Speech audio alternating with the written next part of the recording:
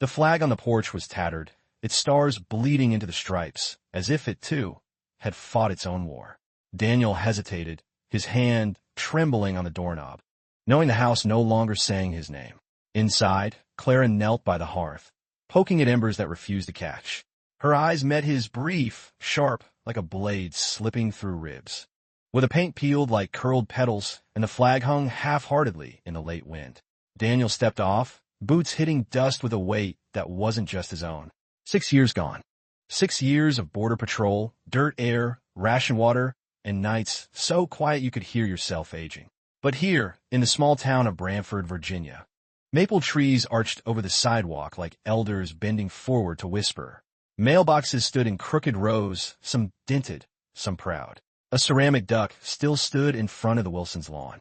The only thing new was the quiet buzzing in his head, like something unfinished had been left behind. Not at the border, but here. Daniel passed the old gas station, now boarded up, and the playground where he once pushed a younger version of himself on the swing. Before deployments, before Clara was born, before nights grew long and memory stretched thin. The swing creaked once in the wind, as if it recognized him. When the house came into view, he stopped. It looked smaller than he remembered. Shrunk, not by time but by absence. Long enough for a breeze to tug gently at the cuff of his sleeve. Long enough for him to wonder if going forward meant he would undo something sacred. If silence was safer than knocking. He placed his duffel bag down next to the gate. The latch was rusty, the kind that didn't just squeak. It resisted, as though warning him, people don't always stay where you left them. He pushed through anyway. Each step toward the porch felt like walking into a photograph. Same white railings, same flower pot. Now empty, by the steps. Same screen door with the small tear in the corner. But something in the air told him the house did not remember him. It tolerated him. There was a noise from inside. Not laughter, not music. Just the clatter of something plastic falling, followed by footsteps and a woman's voice. Not a greeting. Not Daniel. Just an order. He didn't move. He didn't knock. He stood with one foot on the porch, hand resting on the old post, head slightly tilted like someone listening for a language he once knew but had forgotten how to speak. Behind him, colder this time, Daniel looked down at his boots. Dusty, worn. They had walked more ground than they should have. Yet somehow this porch, this old house, made him feel further from home than the outposts ever did. He exhaled through his nose, quiet. Still there, but not yet back. Then, through the screen door, he heard the sound of a child breathing. That fragile rhythm only a parent knows. His hand twitched toward the doorknob, but he stopped. Not yet. He didn't knock. Something in his body told him not to. Bare feet kissed the wood of the porch, careful, trained. Not the way a child should move in her own home, but the way someone learns to walk when they're always in trouble for being seen. She carried a plastic bag knotted at the top. It sagged with weight, pulling her shoulder down slightly. Her other arm clutched a thin, rolled-up blanket and an old stuffed bear, brown fur worn to gray, one eye missing, stitched across the stomach with what looked like dental floss. The girl didn't cry. She just stood there. 9 years old, maybe younger. Her cheeks were smudged with something. Not dirt exactly, maybe chalk or ash. Her hair was tied up in a loose ponytail that had started to fall apart. And her eyes, God, her eyes looked right through him. Not recognition, not surprise, but that quiet kind of endurance children develop too early when the people who were supposed to protect them forget how. Behind her, a woman's voice cut sharply from deeper in the house. Don't come back in until you're done. And wipe that look off your face. Then the sound of something slamming. Not the door. A drawer? A cupboard? The girl didn't flinch. She took one slow step forward and placed the plastic bag at the edge of the porch. Then she sat down next to it, knees hugged close, blanket across her lap. She looked out, not at Daniel, but past him, like the street held more safety than the walls behind her. He wanted to speak, wanted to say her name, but he wasn't sure yet if it was really her. Couldn't let himself hope too quickly. Couldn't make it worse if he was wrong. So he sat, on the edge of the porch, 2 feet away, silent. She didn't look at him.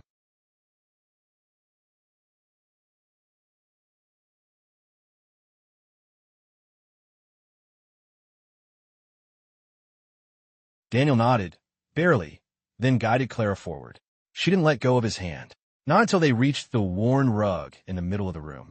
There, she sat again, cross-legged, still silent, listening to the weight of the room, the clock ticking somewhere in the hallway, the car driving past outside. Clara's lips moved. Not sound, just breath forming words she didn't say. Daniel didn't press. This wasn't the time for questions. This was the time for staying. For proving something not with words, but with stillness. He looked up once at Marie, who was already retreating into the kitchen. Her voice came after a beat, echoing like something thrown over the shoulder. There's soup in the fridge if you want it. Or whatever's left. Clara didn't react. Daniel didn't either. He just whispered into the air, more to himself than anyone else. We'll be fine. No one answered. But the house didn't push him out. And Clara hadn't let go. Daniel stood for a long time in the hallway. Not because he didn't know where to go, but because everything felt unfamiliar in ways that had nothing to do with furniture or paint. The layout hadn't changed. The rug was the same one they bought on a rainy Sunday afternoon, back when they still believed in decorating. The ceiling fan still wobbled slightly when turned on high. And yet, everything seemed different, as if the house had shifted while he was gone, like a boat that had drifted from its anchor ever so slightly, but far enough that the dock no longer lined up. Clara had wandered toward the window, her bear trailing like a shadow behind her. She stood on tiptoe and pulled the curtain aside just enough to peek outside. Her small fingers held the fabric with a kind of practiced carefulness, like someone who had once been told not to leave fingerprints on the glass. Daniel watched her, then turned his gaze to the walls. No photos. The family frames were gone. In their place, a cheap canvas print of a beach sunset and a quote in cursive. Choose joy. He didn't remember anyone in this house ever saying that phrase. Certainly not Marie. He stepped into the living room, careful not to let his boots scrape the floor too loudly. The couch sagged slightly on one end, and on the coffee table, a stack of unread magazines curled at the edges. One of Clara's notebooks was pushed half under the sofa, the cover bent. The corners chewed, probably by nerves, or boredom, or something worse. Marie returned from the kitchen with a wine glass. Not full, not empty. She leaned in the doorway, like she didn't know imposture. Didn't expect you today, she said, voice flat. Daniel said nothing. He was too busy seeing things she didn't know how to hide. The trash can by the sink was overfilled. Empty microwave trays. Crumpled napkins. A child's plastic cup resting precariously on top, half filled with something orange and flat. Near the sink, a line of dishes waited without urgency. As if time had settled on them, too. Still standing there like a guest, Marie muttered, "You're not going to explode if you sit down, you know." Daniel blinked once, slow. He stepped toward the recliner, his old seat. It was still there, still angled toward the TV, though now surrounded by clutter, a pile of old mail, a hair straightener. A phone charger snaking across the armrest. He didn't sit there. He took the far end of the couch instead. Marie watched him for a beat, then shrugged and dropped into the recliner herself. Canned and weightless. Daniel looked toward Clara again. She had drawn shapes on the fog of the window with her finger. A tree, a sun, a stick figure holding something unrecognizable. Then she wiped it all away with the sleeve of her shirt and let the curtain fall back into place. "So," Marie finally said, "you're back." He nodded once. She smirked. "Just like that." "No," he said quietly, "not just like that." She rolled her eyes, sipped her wine. "Figures. You think you can drop in and everything picks up where it left off." "I don't think that," he said, still watching Clara. There was a pause, a long one, the kind that used to mean they were about to talk about something real. But now it just hovered, waiting for someone to be brave enough to break it. Neither of them were. Marie leaned her head back. The spare room's still got junk in it. If you're staying, you'll need to clear it yourself. Daniel nodded. "Fine. You planning to stay long?" "I don't know yet." Clara turned in, looking toward them both. Her eyes skipped over her mother and landed on Daniel. He smiled softly. Not much, just a twitch at the corner of his mouth. Enough to remind her that someone was still here, still watching, still willing to show up. She didn't smile back, but she didn't look away either. That was something. Marie shifted in her seat, suddenly uncomfortable. She reached for the remote, turned the volume up 2 notches, enough to fill the space with meaningless sound. Daniel leaned back against the cushion, not quite relaxing. His body still sat like it was on duty. And perhaps it was. Some rooms never stop being battlefields. Some doors never open all the way. But in that moment, even though the air was heavy and the silence said too much, Clara remained. And that, he told himself, was the first door worth knocking on. Evening came with a kind of quiet that didn't feel peaceful, just empty. Outside, the streetlights buzzed into life, casting yellow cones over the cracked pavement. Inside, the house exhaled in creaks and sighs, as if unsure how to welcome a man who once belonged, and now only returned as a reminder. Daniel stood in the hallway, staring at the door to the spare room. Mali hadn't liet. There was junk. Boxes, old clothes, a broken vacuum, a suitcase that wasn't his. It smelled faintly of mildew and something powdered, maybe spilled detergent, maybe forgotten makeup. He didn't bother switching on the light, just stood at the threshold and let the shadows show him what kind of space he was being given.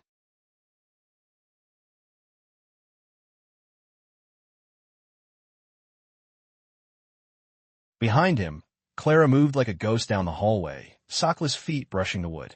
She didn't go to him, didn't ask anything, just passed by carrying a mug that looked too heavy for her hand. He followed her without meaning to. In the kitchen, she climbed onto a chair without a sound. Reaching up, she opened a cabinet and took down a packet of instant oatmeal. She didn't ask for help, didn't check if it was okay. She filled a mug with water, opened the microwave, and stood on tiptoe to press the buttons. Daniel stood in the doorway, watching. The hum of the microwave filled the room, too loud for what it was. Clara leaned against the counter, arms crossed. Her bear sat on the table nearby, slightly damp from the morning's rain. Its stitched belly was coming undone again. Marie walked in behind him, scrolling through her phone. Her voice was distracted. She eats them most nights. Won't touch real food lately. Daniel looked at the packet in the girl's hand. Apple cinnamon. He remembered her loving that flavor when she was 5. He remembered stirring it for her while she bounced in her chair. Legs too short to reach the floor. She likes it, he said simply. Marie shrugged. Doesn't mean it's good for her. Clara didn't say anything. She took the oatmeal from the microwave, too hot, and flinched only slightly. She didn't cry out. She didn't ask for help. She placed the mug on the table and stirred slowly with a spoon that was a little too big for the cup. Marie leaned against the fridge. You want coffee? He shook his head. She poured herself some anyway. No offer for him. Just filled her cup and took a sip like she needed something to do with her hands. I'm working night shifts now, she said. Bartending. He nodded. I sleep in the morning. Tommy helps watch Clara sometimes. He's rough around the edges, but he means well. Daniel didn't answer. Marie looked at him, trying to read his silence. You think I'm doing a bad job, she said. I didn't say that. You don't have to. She left the room after that, taking her coffee with her, steps fading down the hallway like a conversation cut off without warning. Daniel pulled a chair beside Clara, slow enough not to startle her. She glanced at him but didn't stop stirring. He noticed her elbow had a bruise. Old, yellowing. Not fresh. Just unspoken. She set the spoon down carefully. I ate lunch today, she said, as if offering a report. Tommy made me a sandwich. I only dropped it once. He didn't know how to answer that. So he said what felt truest. You shouldn't have to try that hard. She looked at him again, longer this time. Then her fingers reached for the bear on the table. She placed it in her lap, gently, adjusting the ears like a ritual. I named him Vincent, she said quietly. That's a good name, he replied. He used to have a music box inside, but it broke. She took another spoonful of oatmeal, blowing on it slowly. I tried fixing it, she continued, but I couldn't make it sing again. Daniel leaned back slightly in his chair. He understood that, more than she would ever know. The next morning came gray, cloud-thick and heavy. The kind of sky that made even the birds forget to sing. Daniel woke early.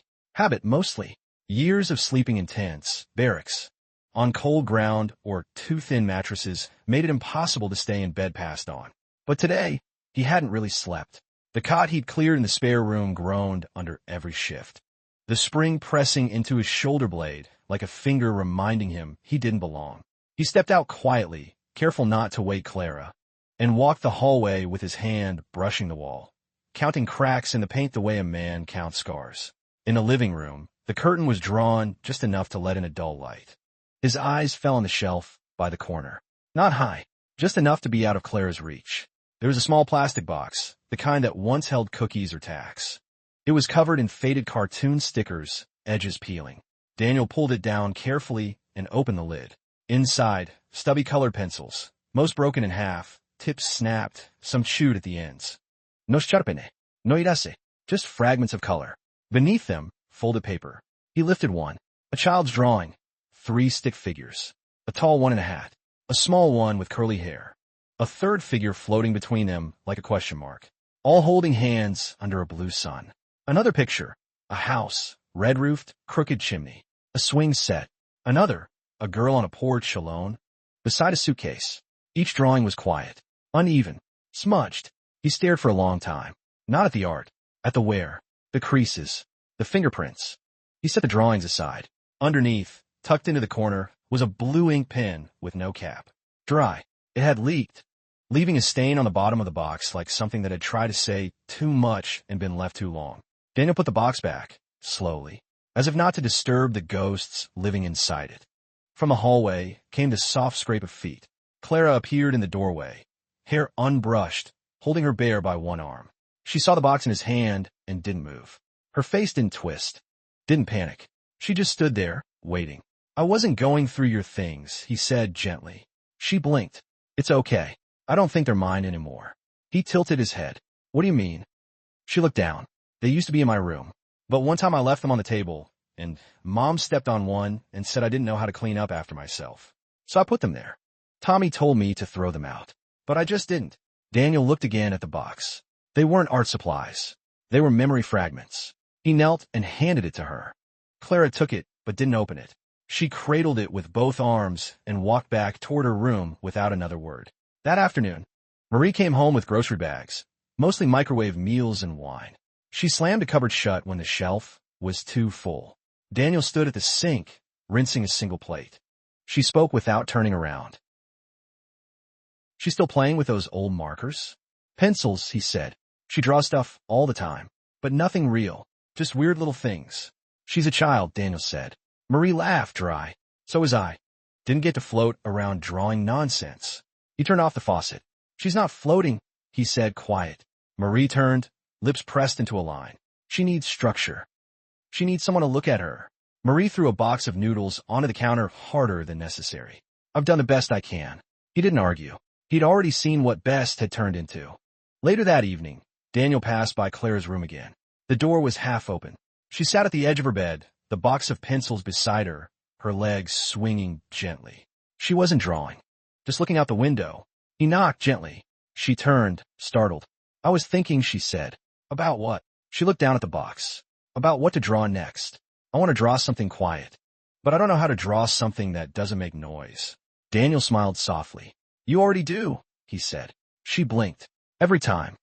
It was near dusk when Daniel found himself out on the porch again, nursing a mug of lukewarm coffee and the kind of silence that didn't ask to be filled. The day had folded in on itself gently. No arguments, no breaking points, just a kind of stretched thinness that made everything feel brittle. Clara had spent most of the afternoon in her room, hunched over a notebook with a blue crayon that barely left a mark. Marie had gone upstairs claiming a migraine, her door clicking shut with a finality Daniel didn't question. Out here, the air smelled faintly of pine needles and rain that hadn't come yet. He stared at the railing, where the paint had chipped enough to reveal the raw grain beneath. There were tiny notches in the wood, about a foot apart, maybe from years back, when he and Marie measured Clara's height on her birthdays. He reached out, touched one. It was faded, forgotten. Across the street, a screen door creaked. He looked up and met the eyes of a woman he hadn't seen in over 6 years. Mrs. Eileen. She stood in her doorway, arms folded across her thin frame. Gray cardigan buttoned at the neck, though it wasn't cold. Her white hair was pinned back, and her eyes, sharper than memory, held his gaze without blinking. Daniel offered a nod. She didn't smile, didn't wave. But after a moment, she stepped down from her porch and crossed the street slowly, shoes quiet against the sidewalk. She didn't walk like someone trying to chat. She walked like someone with something to say that had waited too long already. When she reached the bottom of his steps, she looked up at him, not kindly, not coldly, just honestly. "I saw her," she said. Daniel didn't pretend not to understand. "I know," he said. Mrs. Eileen nodded once. "She's always quiet. Too quiet. Kids don't get that way on their own." Daniel stepped aside. A silent invitation. She climbed the 3 steps with care and took the edge of the bench beside him. Her hands were wrinkled, knuckles swollen with time. "I wanted to knock," she said after a while. "So many times. Why didn't you?" She shrugged. "I'm old, Daniel. People don't want old women telling them how to raise their children. And I wasn't sure what I was seeing. Not exactly." Daniel waited. "I'd hear her sweeping the porch at night," she continued. "Midnight, sometimes later. Little feet. Soft scraping. I saw her once, on the side of the house, with a flashlight, cleaning the windows. He swallowed, slowly. Why? I asked her, Eileen said. She told me. Mom says if I want to live here, I have to earn it. Daniel's jaw clenched. Just enough for her to notice. She didn't say it like she was angry, Eileen whispered. She said it like she believed it. They sat in silence for a long time. A car passed in the distance. Tires humming low over the asphalt. Somewhere a dog barked once, then stopped. I thought about calling someone, Eileen said. But there's a line, you know, between what's your place and what isn't. And people get good at hiding the worst parts. She didn't have bruises. Not ones he could see. Daniel nodded. Is she all right? Eileen asked, softer now. She's here, he said. I think that's the first step. Eileen looked down at her hands, then out across the street to her own home. I used to watch you push her in the stroller. Back when she was just a jelly bean in pink shoes. Daniel let out a quiet breath. Feels like someone else's life. Feels like a life paused, Eileen said. And no one hit play again. They sat until the porch light flickered on above them. Automatic, on a timer Daniel hadn't reset. Eileen stood. If she ever needs something, a place to sit. When he turned to go back inside, Clara was there. Just inside the screen door, her eyes wide but not surprised. She hadn't interrupted. She hadn't spoken. Just listened. He opened the door. She stepped aside for him. And when he walked in, she followed. Not like someone needing protection, but like someone who had quietly decided which adults in her life were worth following. The next morning, Daniel woke before the sun. Not from noise, but from that strange, kind of internal clock soldiers never quite shake. He lay in a narrow bed for a while, staring at the ceiling, watching the faint cracks cross like old riverbeds. The air in the spare room smelled like mothballs and cardboard. Still, it was quieter than anywhere he'd slept in months. When the light outside shifted from ink blue to silver gray, he got up. The kitchen tiles were cold under his bare feet, the refrigerator humming like a tired animal.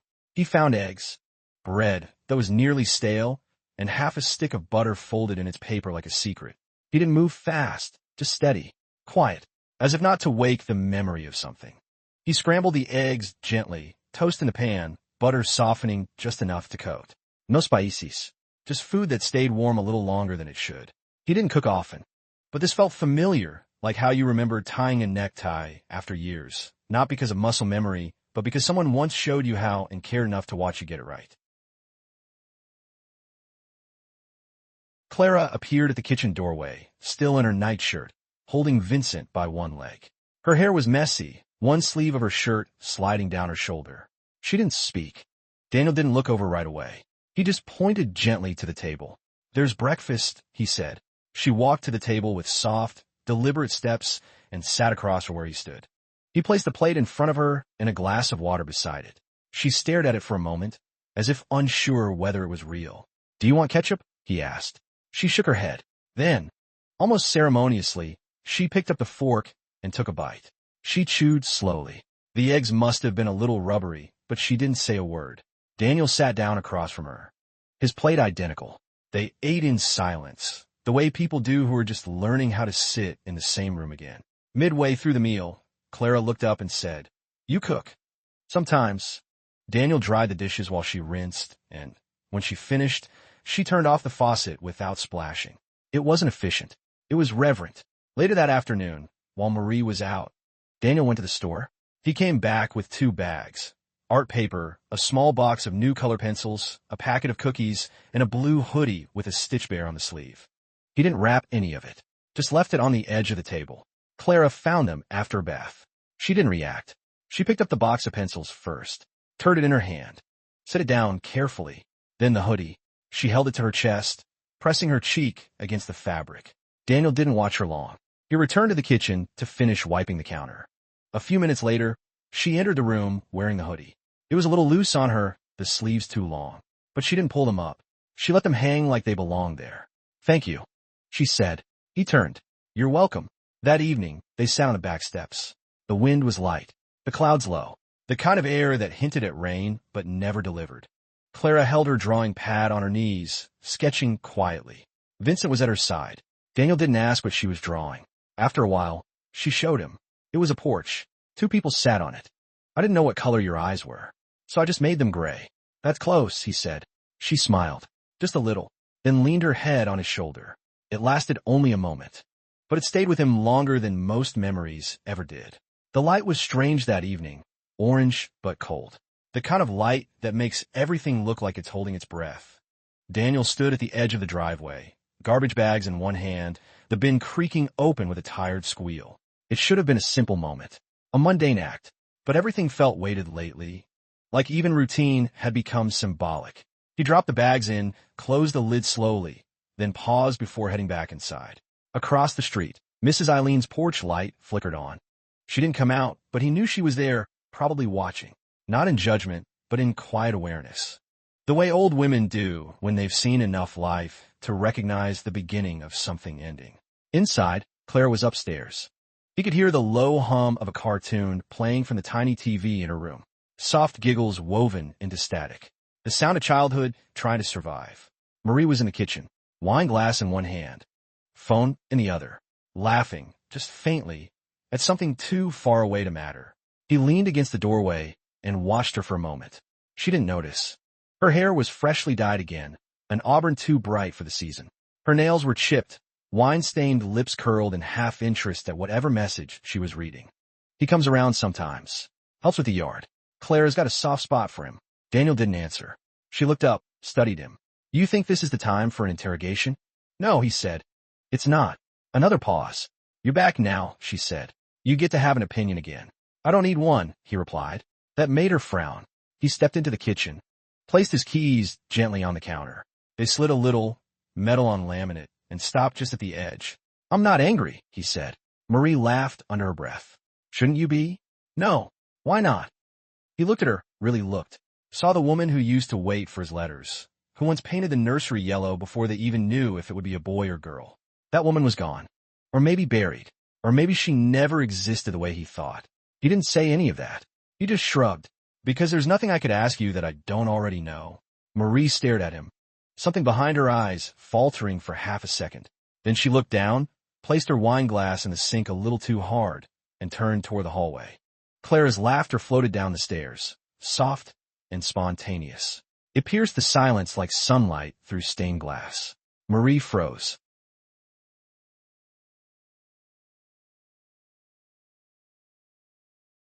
Daniel moved first. He went to the bottom step and sat down. Marie stood beside the doorway, her arms crossed like she didn't know what to do with them. I used to read to her, Daniel said quietly. Before bed, even when she was too young to understand the stories. Marie didn't reply. She liked the parts where people went on long journeys. Not the battles. The walking parts. The in-between parts. Sounds boring, Marie muttered. She didn't think so. More silence. Then she asked, barely audible. Do you think I'm a bad mother? Daniel didn't answer right away. He looked at the stairs, the place where tiny hands had once learned to balance. Where birthday photos have been taken, where lost socks and plastic toys still turn up now and then. I think some questions don't matter anymore, he said finally. Marie nodded and walked away. Daniel remained on the step. He didn't go after her. Didn't rehearse arguments in his head or count regrets. He just sat. The house around him creaked in the settling air. And somewhere upstairs, Claire began humming. It wasn't a song he recognized, but it was soft, and it didn't sound lonely. That night, the house felt like it was listening. The walls didn't creak the way they used to. The air didn't shift with the weight of weather or memory. Even the refrigerator seemed to hum a little softer, as if it knew there was nothing left to cool but silence. Daniel lay in the spare bedroom, arms folded behind his head, staring up at the blank ceiling. The bed was narrow and firm, the sheets stiffer than comfort required. A single photograph stood on the dresser, Clara at maybe 5 years old, wearing wings made of cardboard, her arms out like she believed in something bigger than herself. He reached over, turned the photo down. Not to forget, just to rest. In the hallway, the low clink of a glass against porcelain. Mundane sounds, yet they scraped his chest open in ways he hadn't expected. He waited until the house quieted again before getting up. He crossed the hallway, barefoot on old wood. Their bedroom door was half shut. Light from the window spilled in across the carpet, casting shadows like dried riverbeds. Marie lay on the far side of the bed, turned away from the door. Her shoulders were still. No motion, not even the rustle of breath. He stood in the doorway longer than he should have, watching. Crickets sang in low, unhurried rhythms. Somewhere beyond the fence, a train called into the distance, its whistle long and aching. He sat. No coffee, no distraction. He looked up, watched the bulb die like a star giving up. He whispered something into the dark. Not a prayer, not a name, just sound, to remind the night he was still there. When he went back inside, didn't pause by her door. He returned to the narrow bed, slid under the stiff sheets, closed his eyes, and for the first time in a long time, didn't dream. There was no battlefield in his sleep that night. No shouting, no running, no loss, just a soft, colorless quiet, like the pause between two lives. It wasn't a dramatic departure. And a single stuffed elephant that had somehow survived 5 Christmases and 1 house fire. Daniel loaded everything into the back of his old pickup just after noon. Marie didn't come outside.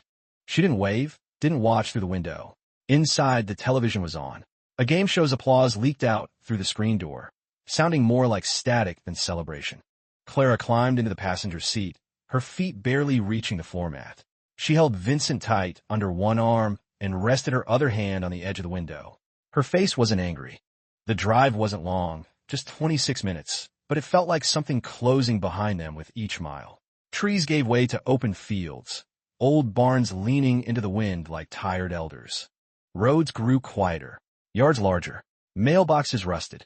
Daniel's mother, June, lived on a 2-acre plot just outside of town, the kind of house built by someone who planned to stay. Vinyl siding weathered gray, porch swing still intact, a red ceramic cardinal perched on the railing, watching like it always had. She opened the door before they reached the steps.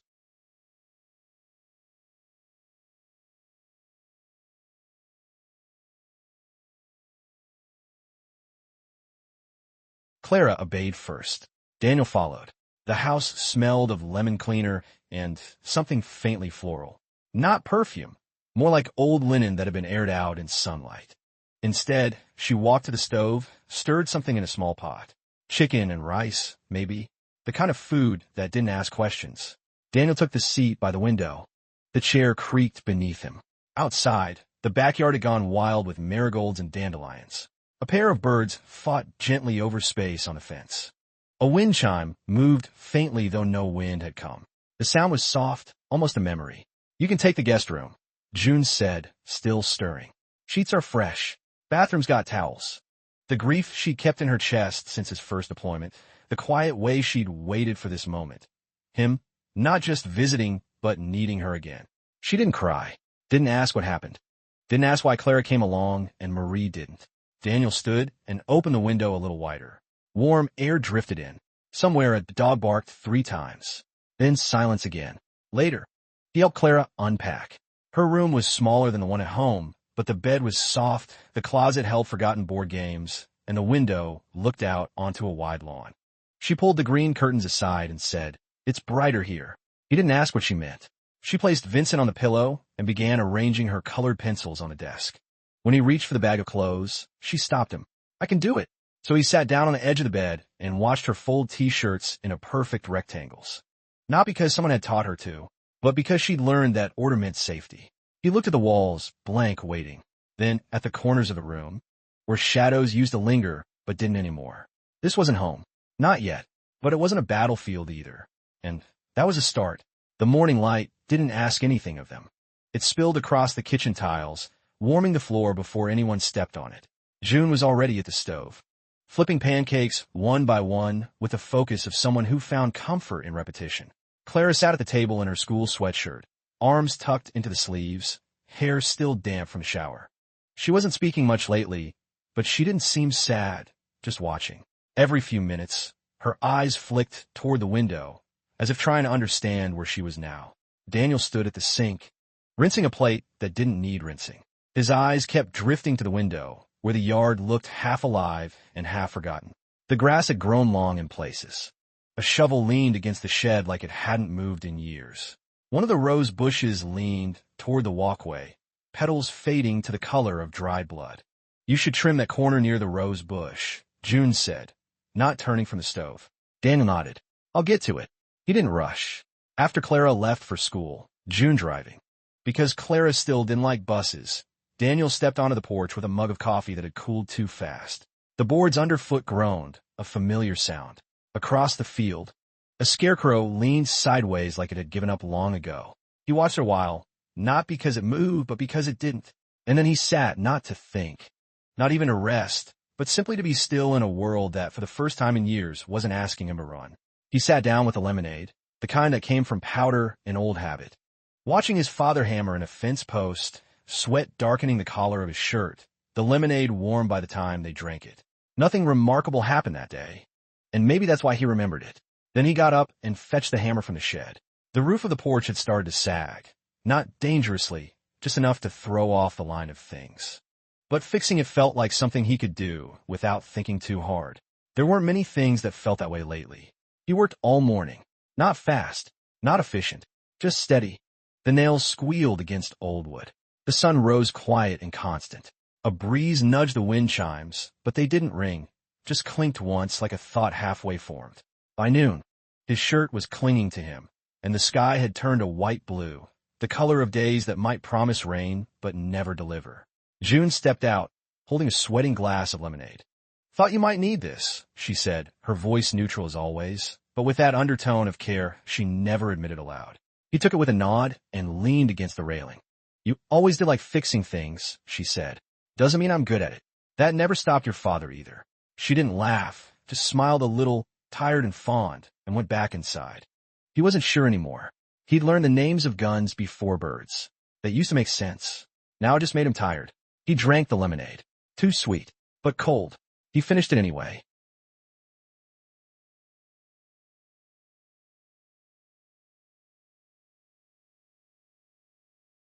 Later, after a shower, he drove into town. The truck's engine stuttered once at the red light on 4th Street, but he didn't flinch. The kind of silence he carried now wasn't the startled kind. At the hardware store, he bought nails he didn't quite need, and a light bulb for the hallway Clara had said was too dark. He stood in front of the seed rack for a while, reading the names like poetry, blue salvia, heirloom tomato, coneflower. He didn't buy any, just like that someone somewhere still believed in seasons. The cashier, a boy with acne and earbuds, didn't ask any questions, just scanned and bagged and said, "Thanks, man," Daniel replied. "You too," though he wasn't sure what that meant in return. Back home, it was the backyard, but different, taller trees, thicker grass. The scarecrow she hadn't liked now had its head up, shoulders straight. On the porch, two small figures sat side by side, blurred but unmistakably together. "It's nice," Daniel said. Clara shrugged. "I don't like the swing." "Why not?" "It squeaks weird." He nodded. "We can oil it." She thought for a long second. Fireflies blinked early in the grass, though the sun hadn't fully gone. The air had the soft weight of coming summer.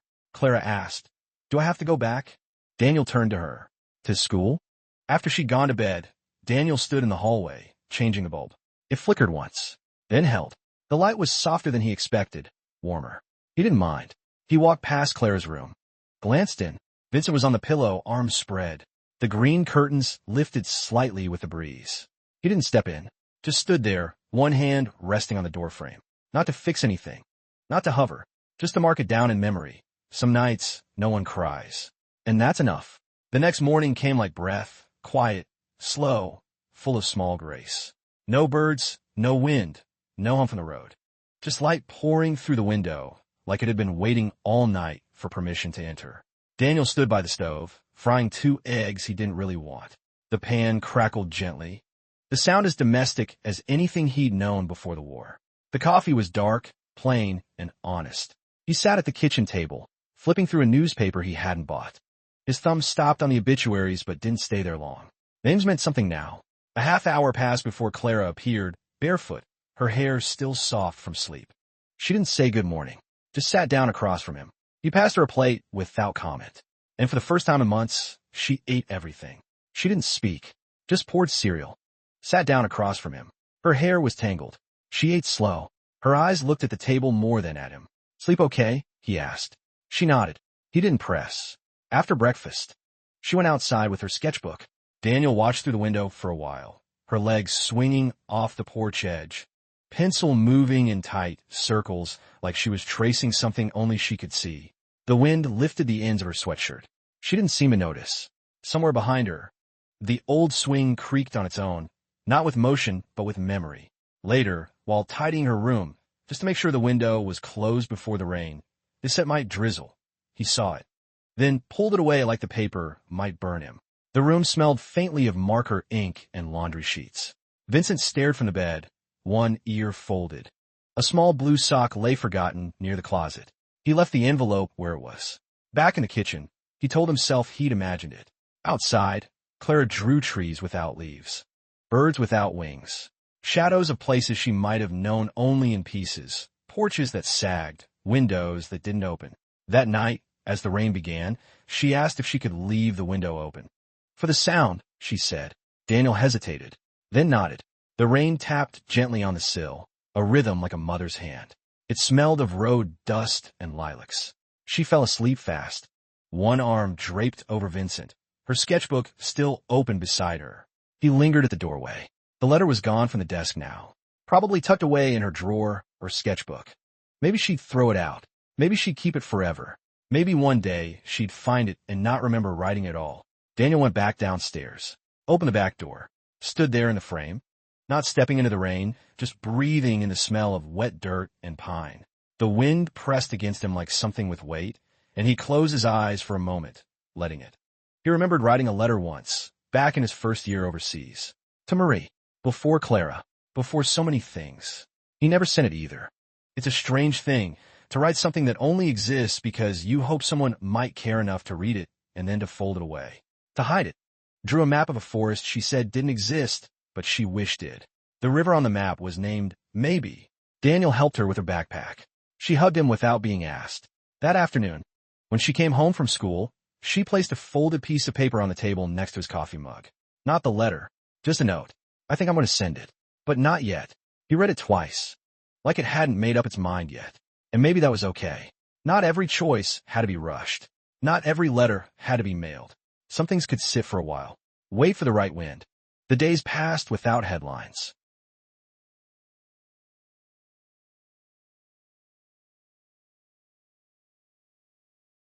No dramatic moments, no phone calls in the night, no visits from Marie. Just quiet shifts in weather and tone. One evening warmer than expected, a night where Clara didn't need the lamp.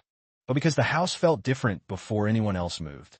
The way a hospital room feels before dawn, clean and unsure. He made coffee, sometimes too strong, sat in the chair by the back door, listened to the wind through the pines. A dog barked 2 houses over. A crow landed on the shed and watched him without blinking. Across from him, on the kitchen table, some part of him kept glancing that way, just in case today was the day. Daniel stared at the brown paper bag on the seat like it had just spoken. He hadn't written a note inside. No smiley face. No little joke about her favorite fruit. Just her name, underlined once. But still, it felt like he'd forgotten something bigger than lunch. He turned the ignition and pulled out of the lot slower than usual. Rain traced lines down the windshield, catching the streetlights in streaks. He should have kept driving. The school wasn't far. He could drop it off at the front desk, wave it away like it was no big deal. But for some reason, he didn't. Instead, he parked near the ball field, empty now, muddy and gray, and sat there. The wipers made a dull thump every few seconds. Somewhere behind the school, the bell rang. Kids shifted rooms. Somewhere inside, Clara sat with an empty desk in front of her, maybe hungry, maybe not. Maybe waiting, maybe pretending not to care. He stayed until the clock hit noon, then drove home. The lunch sat on the counter for the rest of the day, untouched. That night, when Clara came through the door, damp hair tucked behind her ears, Daniel braced himself for disappointment. But she didn't say anything. She kicked off her shoes, hung her jacket, and somehow that felt worse. They had soup for dinner. The silence between them wasn't heavy, just ordinary. Like maybe she understood that some days people forget, or maybe she didn't expect anything anymore. Either way, she slurped her broth and kept her feet tucked beneath her chair. Later, she placed a new drawing on the fridge. It was of a woman standing in a garden. No face, no name, just hands open to the rain. Daniel looked at it long after she went to bed. He didn't know who it was meant to be, and maybe that didn't matter. In the quiet of the kitchen, he finally picked up the brown paper bag, opened it, and took out the sandwich. The bread was damp, the edges curled. He took a bite anyway. It didn't taste like much, but it reminded him of something, that even the smallest mistakes leave echoes. And sometimes the only thing left to do is listen. He stood by the counter, waiting for the toaster to reset. A quiet moment stretched between them, not uncomfortable, just hollow around the edges, like a house after guests have left. He didn't ask what the homework was. He didn't need to. The page was math, the kind with too many boxes and not enough logic. He let her work through it in her own way. The sky was the color of old metal. The driveway shined with leftover water. A single bird landed on the railing, shook itself dry, then flew off again. Daniel poured another cup of coffee. Sat across from her. I was thinking of mowing the back today, he said, voice low. Clara didn't lift her head. You said that yesterday. I know. You didn't. I know. She finally looked up. Her face wasn't upset, just aware. That strange, grown kind of awareness some kids were like hand-me-downs. You don't have to if you don't want to, she said. I might want to, then do it. He noticed her fingers linger on the binding, like she wanted to draw, but didn't have a shape in her head yet. Instead, she stood and rinsed her plate without being asked. Wiped the counter with the edge of her sleeve. Can I go sit out front? She asked. Coat, he reminded her. She nodded, already grabbing the one with a loose zipper. The screen door clicked behind her. He listened to her footsteps across the porch, then the slow squeak of the swing. Not a loud sound, more like an old breath, exhaled over and over. Daniel stayed in the kitchen, washed the butter knife, let the hot water run too long, watched it swirl into the drain with a kind of focus that made no sense. Then he walked to the hall closet, pulled out the mower gas can, checked its weight, still half full. Outside, the grass was damp, but not soggy. He could work with it. He passed Clara without speaking. The wet scent of crushed green filled the air. Daniel pushed in slow lines. Back and forth. The yard was uneven. Little divots made the mower jolt. But he didn't mind. It gave his hands something to adjust to. A rhythm. A resistance.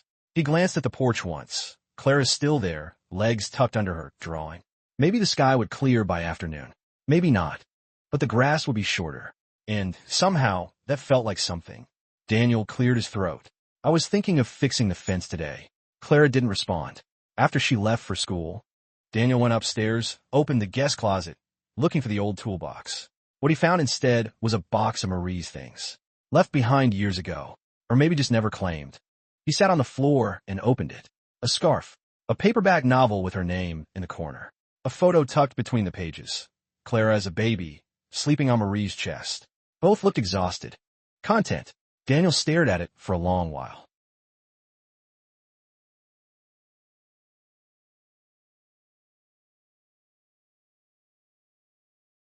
He hadn't seen Marie in 3 months.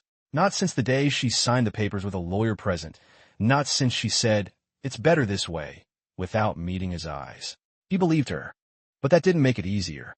He placed the photo on the nightstand. Not out of nostalgia. Just to remember. To anchor something. The sky turned gray by noon. Light drizzle came and went. Daniel spent an hour replacing the broken latch on the side gate. He didn't rush. The wood was soft with rot, and the nails slipped too easily. When he was done, the fence still leaned, but less than before. That was something. That evening, Clara came home with wet cuffs and paint on her hands. "We did posters," she said, holding up a smeared sheet. The letters were too big for the paper. He nodded. "Looks great." She shrugged. "I didn't want to do it," she added. "But the teacher said I had to." Daniel smiled just a little. "Sometimes we do things we don't want to." "Yeah," she said and walked past him. At dinner, June made meatloaf. The same recipe from Daniel's childhood. Overcooked edges. June asked if she needed help with math. Clara said no. Afterward, Daniel washed the dishes. The water ran hot and steady. When he turned around, Clara was standing by the fridge, holding the photo he'd left out. "This was in her book," he said. Clara looked at it without blinking. "She used to sing to me," she said. "I don't remember the words. Just that it was soft." Daniel nodded. "I think she loved you," he said quietly. Clara shrugged. "I don't know if that matters now." He didn't correct her, because maybe she was right. She placed the photo back on the table, face down. "Can I go read?" He nodded. She walked away. Later that night, as he passed her room, he heard her humming. Soft, aimless, almost like a memory trying to remember itself. Daniel paused in the hallway, leaned against the wall, eyes closed. Then he walked on. No one had come to make amends. No one had called to explain. But somehow, the silence had changed shape. No longer heavy, just present, like fog lifting after rain, like the absence of thunder. The move wasn't sudden. It had been coming in small gestures. June asking if they'd thought about the coast, Clara drawing more sunrises than storm clouds. Daniel checking listings on a library computer he barely knew how to use. They didn't talk about it. They just packed. 1 box a day. Daniel labeled them in thick marker. Books, clothes, kitchen some. Clara packed her sketch pads last. She flipped through every page, tearing out one she didn't like, folding it in half, and throwing it away without expression. June offered to help, but Daniel shook his head. She's got her own rhythm, he said. He meant Clara, but it was true of all of them. Each item folded and tucked away wasn't just a belonging, it was a choice. What to carry, what to leave, what could survive the next chapter, and what belonged to the one now ending. The final night in June's house, Clara stood on the porch barefoot, arms crossed over her chest. Will it be colder there? She asked. Daniel stepped beside her. Maybe. Windier. She nodded like it mattered, like she was planning how to meet it. Inside, June was wrapping the last dish towel in paper, humming something half-remembered. She'd promised to visit. She said she might even like the sea. No one cried. No photos were taken. Just boxes in a truck, rain on the horizon, and the quiet understanding that beginnings don't always look like doors opening. Sometimes they look like doors closing, softly, gently, with care. And a girl climbing into the passenger seat beside her father. But maybe he meant himself, too. On the last night in that house, they ate leftovers, macaroni, and half a rotisserie chicken. The kind of dinner you don't take pictures of. No garnish, no table setting. Just warm food on mismatched plates and a quiet between them that felt like the end of something. Or maybe the soft beginning of something else. June sat with them, one elbow on the table, her hair up in a clip that caught the light every time she moved. She didn't say much. No speeches. No advice. Just the clink of forks and the sound of an old wall clock ticking like it had somewhere to be. The way some silences feel holy, not because of what they say, but because of what they leave untouched. When it was time for bed, Clara hugged her grandmother. Thank you, she said. For what? June asked, brushing a crumb from Clara's sleeve. For not asking too many things. June smiled, soft and full of something older than words. That's what age teaches you, sweetheart. To leave some things alone. Clara nodded. The way children do when they understand more than they can explain. The next morning, Daniel woke before the sun, as he often did in those days. He didn't turn on any lights. Just moved through the house like a memory, packing the last few things into the car while the air still smelled like dew and dish soap. The boxes fit just barely, like they'd rehearsed it. A lumpy quilt sat on top, and Clara's sketchbook rested in the glove compartment, safe from the weight of the other things. Daniel had labeled everything in thick, black letters: books, tools, clothes, kitchen some, but not the last box, the one filled with drawings and the letters still unsent. Clara came out wearing the yellow raincoat Marie once bought her. Too small in the sleeves now. Zipper sticky, but she wore it anyway.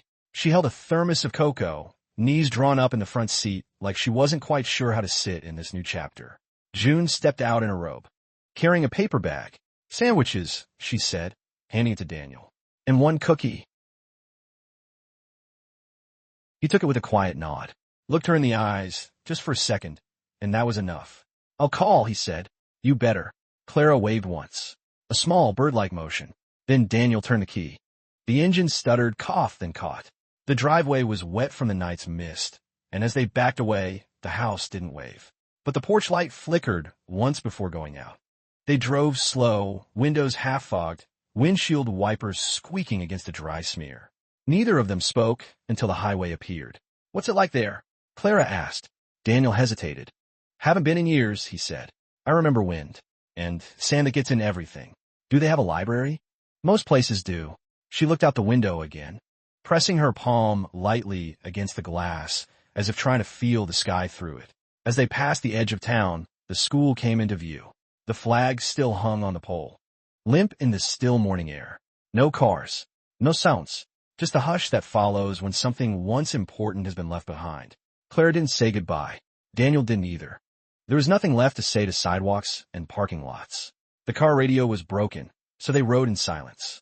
No music, no news, just the hum of tires and the occasional wind dragging itself across the hood.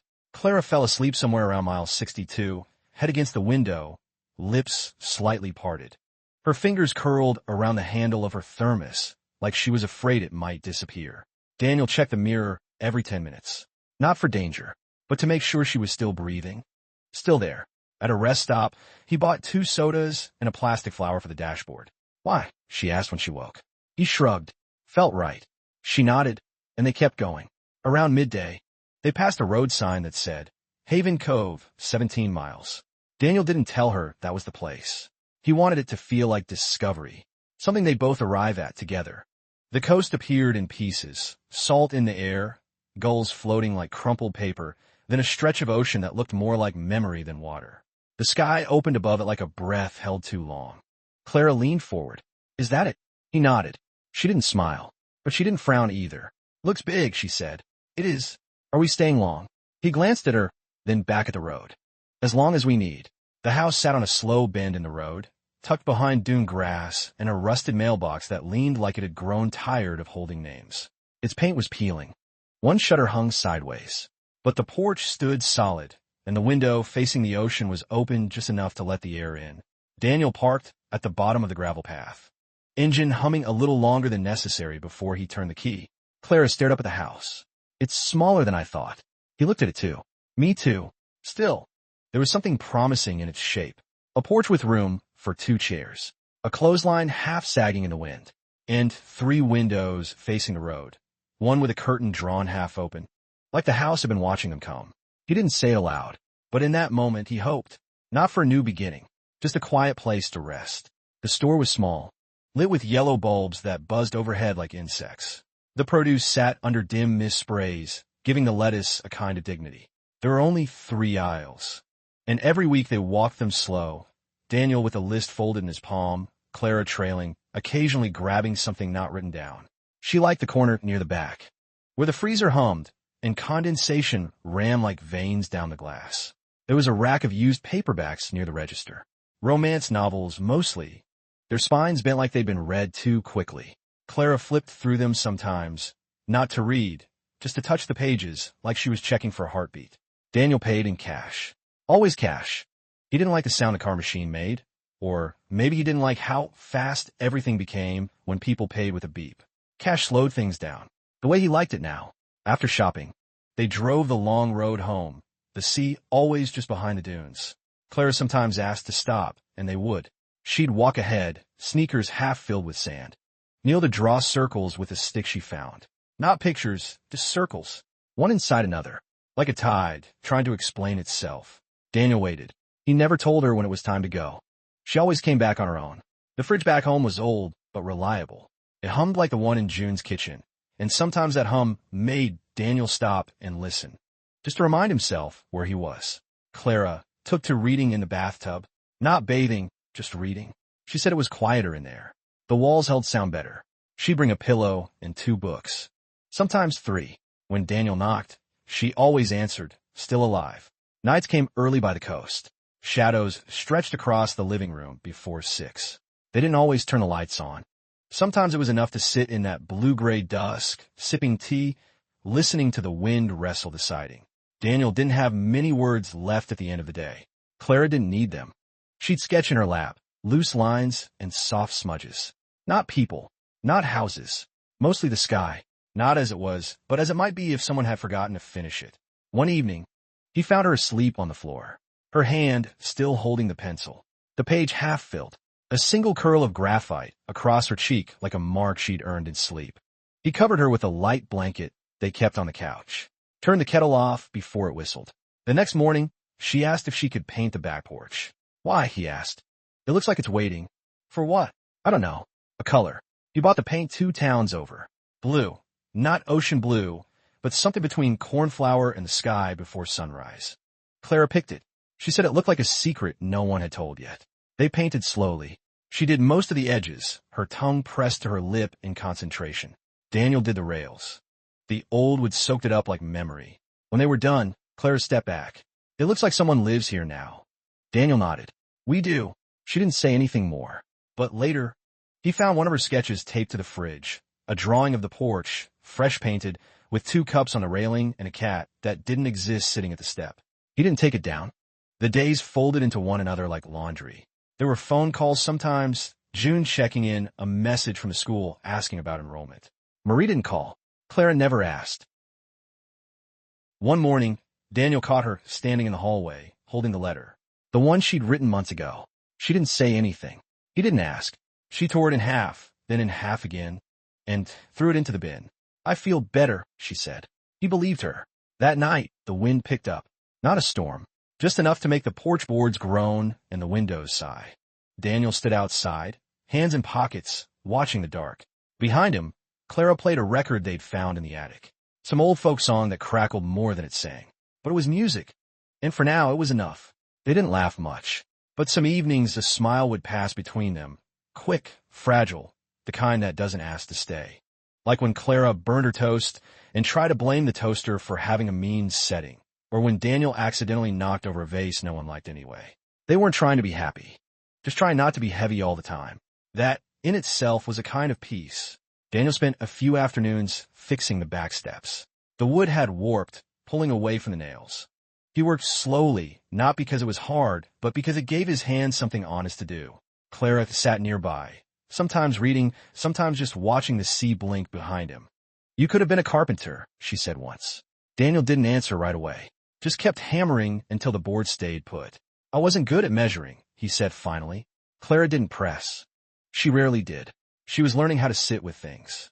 Some mornings, Daniel would wake before the light and walk down to the shoreline. The beach was always different. Rocks shifted. Seaweed gathered. Sometimes a dead crab curled in the sand like a question. He never took anything back. Just his breath, a little deeper each time. Clara took to sketching in silence. Not just people or clouds now, but textures, wood grain, the curl of a wave, the way wet leaves stuck to pavement. She drew them close up, as if trying to understand things from the inside out. Behind his expired driver's license. When he cleaned out the old shed by the garden, he found a broken kite, half a rake, and a coffee tin full of mismatched buttons. He almost threw them away. But then Clara poked her head in. "Can I have the buttons?" "Why? I don't know yet." That was enough. She strung them onto a thread that night and wore them like a bracelet. "It sounds old," Clara said. "It is. You think it remembers things?" Daniel sipped slowly. "Maybe." He didn't tell her he often spoke to the house when she wasn't around. Just small things, hold up a bit longer, or don't let the roof leak today. Not prayers, just acknowledgments, like the house had agreed to shelter them, but only if they respected its age. They still hadn't unpacked everything. The boxes had grown familiar now, part of the furniture. Daniel sometimes sat on one while tying his boots. Clara had drawn a smiley face on another. In her room, she'd opened only half of them, keeping the rest sealed, stacked in a corner like secrets she wasn't ready to unwrap. At night, the silence stretched comfortably. No one filled it. They didn't need to. Sometimes, Clara read aloud, not to share, but just to hear words in the room. One evening, she read a line and paused. "You can never have too much sky," she said. Maybe too much sky was just enough for people still figuring out how to live with the weight of land. The sea murmured below like a dog half asleep. Inside, Clara's lamp cast a golden square on the floor. The house creaked once, then stilled, and Daniel stayed there, watching the dark, as if it might turn into morning just by being seen. Sometimes that's how it works. No permission, no plan. Just presence. The dog stayed like a song you didn't know you'd been humming. Quiet, near, constant. He never barked unless the wind pushed too hard against the screen door. Even then, it was more of a soft cough than alarm. A courtesy, really. He followed Clara around the yard like a second shadow. She began talking to him, not in baby talk, but in half-formed thoughts and sentence fragments, like she'd found a listener who didn't expect conclusions. Daniel noticed. Clara tilted her head. "What if I need him to have one?" Daniel met her eyes then, noticed how much older they looked in a shade. "Then you'll know what it is when it shows up." She didn't argue. That night, she drew a picture of the dog curled into the corner of the blanket, his legs tucked, ears soft. She wrote nothing beneath it, but in the corner, barely legible, were the letters. Maybe. Daniel didn't ask. The house had settled around the dog's presence, like it had been holding space for something unnamed. When Daniel made coffee, he poured a small splash into a dish the dog never touched. When Clara read on the floor, the dog curled near her knee, but never closer, like he understood about boundaries.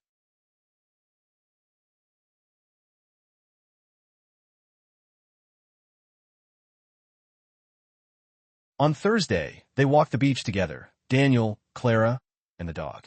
The tide was low, seaweed curling like forgotten ribbons in the surf. Clara tossed a piece of driftwood. The dog ran after it, then didn't bring it back.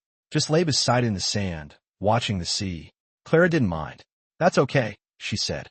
"He's just keeping it company." Daniel watched her face when she said it. She wasn't smiling, but she wasn't sad either. That evening, they had grilled cheese and tomato soup. The dog sat by the door, tail thumping every time Clara made noise. She fed in the crusts.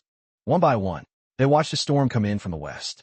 The sea turned black at the edges, and the clouds rolled like slow thunder. Clara didn't flinch. Neither did the dog.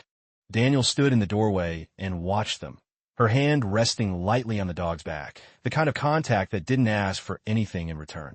The storm passed with little drama. Just a flicker of wind and some sideways rain. But afterward, everything smelled like salt and forgiveness. Later that night, Daniel found a small pile of buttons outside his door, ones Clara had used from her bracelet, arranged in a half circle like an offering, or a message. He didn't move them. In the morning, they were gone. Maybe the dog had nudged them away. Maybe Clara had. Maybe the wind had its own ideas. On Sunday, Daniel built a small ramp for the dog, his back legs still weak. The porch steps too steep. He didn't say it was for the dog. He just left it there. Clara noticed, ran her hand down the grain of the wood, didn't speak. That night, when Daniel passed her room, he saw the dog curled at the foot of her bed, the girl asleep, the creature near. The window opened just enough to hear the sea whispering about permanence and grace. Daniel stood there for a while, holding nothing, just listening, just breathing. And outside, the wind carried no names, only the shape of belonging. Daniel made eggs most days. He'd learned how she liked them, not because she told him, but because he watched. Firm yolks, toast not too crisp, butter only on one side. Coffee with 2 teaspoons of creamer, stirred clockwise. When he got it wrong, she didn't complain. She just moved her fork slower. When he got it right, she didn't say thank you. She just ate a little quicker. The dog would sit nearby, front paws crossed, waiting for the piece of toast Clara always saved for him. She tore it in half, left one piece on the floor, the other in her hand. Sometimes he chose the one from her hand. Sometimes he didn't. That was his rhythm. After breakfast, they'd go about their day. No schedules. No loud declarations. Daniel fixed small things around the house. Drawers that stuck, hinges that groaned, a porch step that creaked too sharply. Clara read in patches of sun, sometimes on the couch, sometimes on the floor, sometimes outside, her back against the house, knees drawn up, a pencil between her fingers she didn't always use. The dog stayed close, always a few feet away, but never underfoot. He moved with the kind of patience Daniel envied. No urgency, just presence. The kind of presence you don't earn overnight. Some days Clara walked the beach alone. Not far, not fast. She'd come back with her pockets full of things. Shells with holes, flat stones, broken feathers. She left most of it by the windowsill or on the kitchen counter. Daniel never threw them away. One afternoon, she handed him a smooth piece of driftwood. For what? He asked. She shrugged. You'll figure it out. He didn't, but he kept it on his nightstand. Nights were quiet in a different way. Not the silence of absence, but the hush of something healing. They didn't always eat together, but when they did, it was simple. Soup and crackers, baked potatoes, tuna on toast, sometimes just cereal. Clara lit a candle once, for no reason. Daniel didn't ask why. He just let it burn. They rarely watched TV. The screen felt too loud, too false. Instead, Daniel listened to the old radio in the kitchen. Jazz mostly. Sometimes weather reports from places they'd never been. Clara would draw, her face in half shadow, and the dog would rest his chin on her foot. When the music got slow, Daniel tapped his finger against the table in rhythm.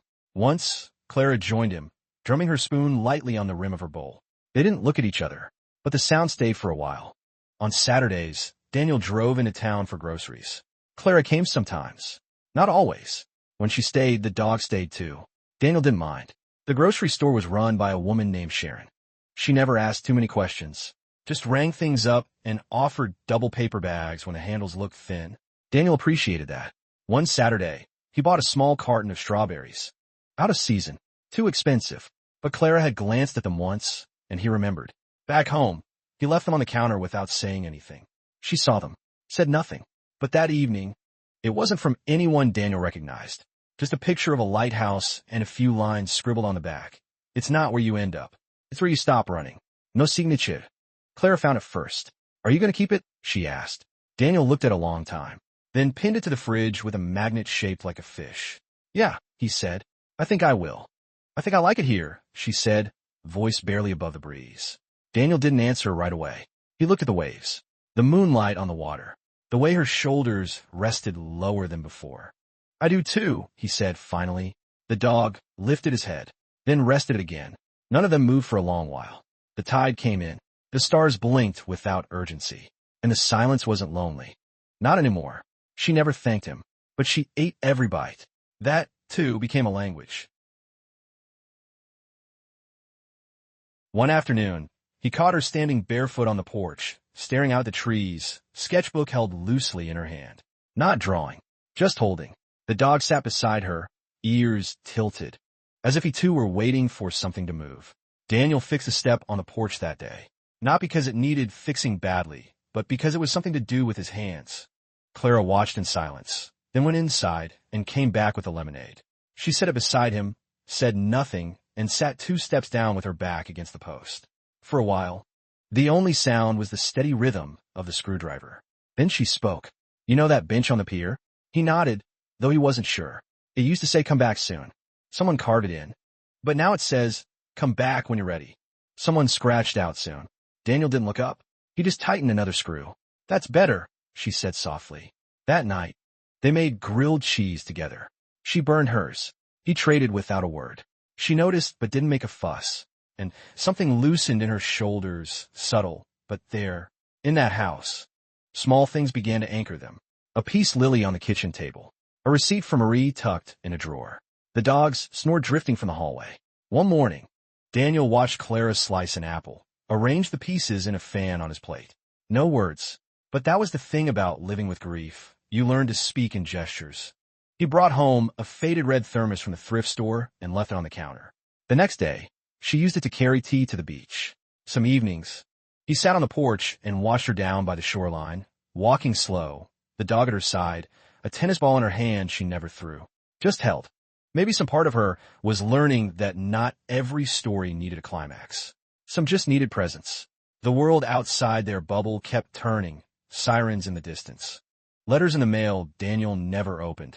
Neighbors mowing lawns with loud engines and louder music.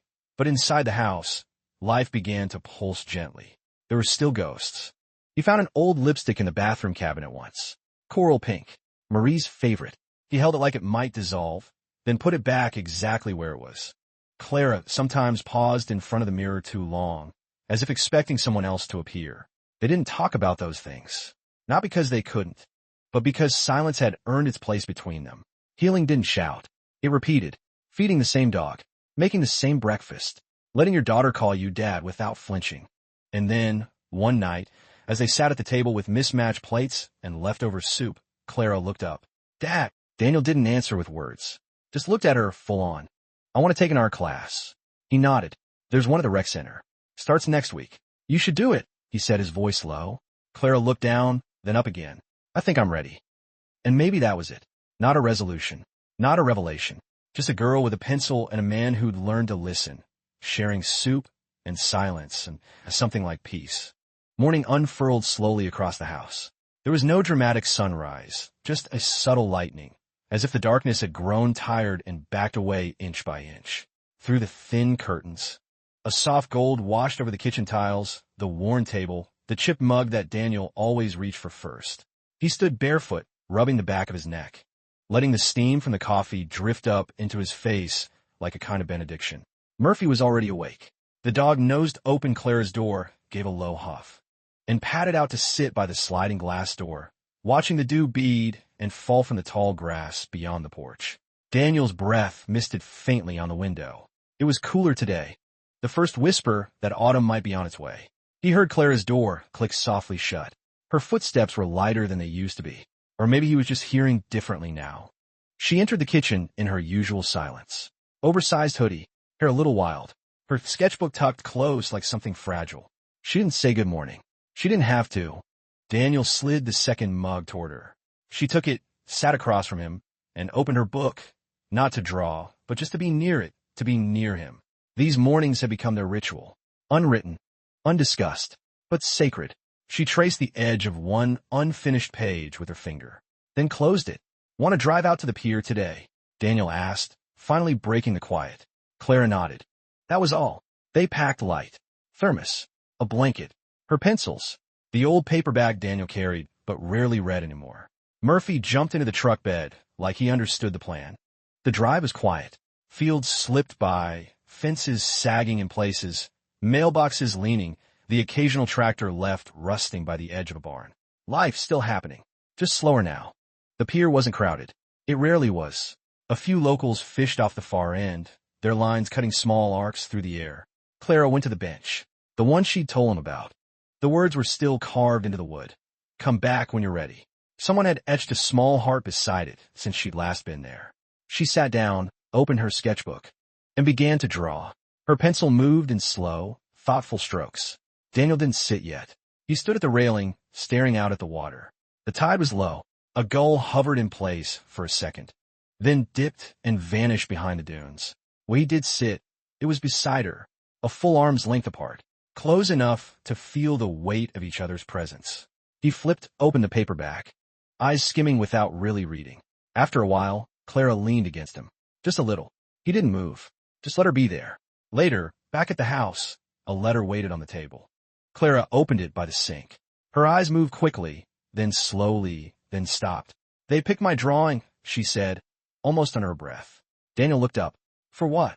The fall exhibit. Community center. They want to hang it. He smiled. One of those real ones that start slow and settle deep. That's good, he said. She folded the letter, then reopened it. I don't know if I want to go. You don't have to, Daniel replied. She folded it again. Tighter this time. I think I might, she said. That night, Daniel sat on the edge of the bed in the guest room. Still his, though it felt less temporary now. He held a photo in his hands. Marie, barefoot in the garden, holding a laughing toddler version of Clara. He traced the edge of the frame with his thumb. We're okay, he said into the stillness. He wasn't sure who needed to hear it more, Marie, himself, or the quiet house. Out on the porch, Clara was waiting. She brought 2 mugs of cocoa this time, one with too many marshmallows, the other without. Murphy lay curled between the chairs, his breathing slow, ears twitching now and then at invisible things. They rocked in the swing as the last of the light bled out behind the hills. A plane blinked across the sky in the distance. Daniel sipped the cocoa, felt the warmth settle in his chest. You know, Clara said after a long time, I think we're going to be all right. He looked at her. Yeah. She nodded. Then, softer, not all at once, but a little at a time. Daniel leaned back, let the swing creak them forward, then back again. Peace, he thought, wasn't a destination. It was this. The porch, the girl, the dog, the silence that didn't ache anymore. A stillness you didn't want to disturb. They stayed like that long after the cups had gone cold. No need to fill the space. The night could speak for itself now. And sometimes, peace sounded just like that. One quiet afternoon, Daniel sat on the back steps with the old dog beside him. The wind came in from the sea, soft with salt and memory. Inside the house, Clara laughed, just once low and brief, at something she'd drawn. A sound so rare it felt like birdsong in winter. He didn't move, just rested his hand on the dog's back and listened. No one ever came to say they were sorry. No phone rang to explain what had been left behind. But somehow the weight had shifted. The house, once a place they merely arrived at, had become a place they chose to stay. Not because they had all the answers, but because they kept showing up for each other anyway. Clara still had quiet days. Daniel still woke with old aches. The dog still limped when the weather turned. But the silence now was different. It wasn't the kind that held grief. It was the kind that made space for breath, for pause, for the slow work of healing. And in that space, things grew. Not loudly, not perfectly, just enough. If you've ever loved someone through the silence, if you've ever sat beside someone, not needing to speak, but needing them there, if you believe that sometimes just staying is the bravest thing we can do, leave a small note below. A dot, a line, a word, not to finish anything, just so someone out there knows they're not the only one still trying.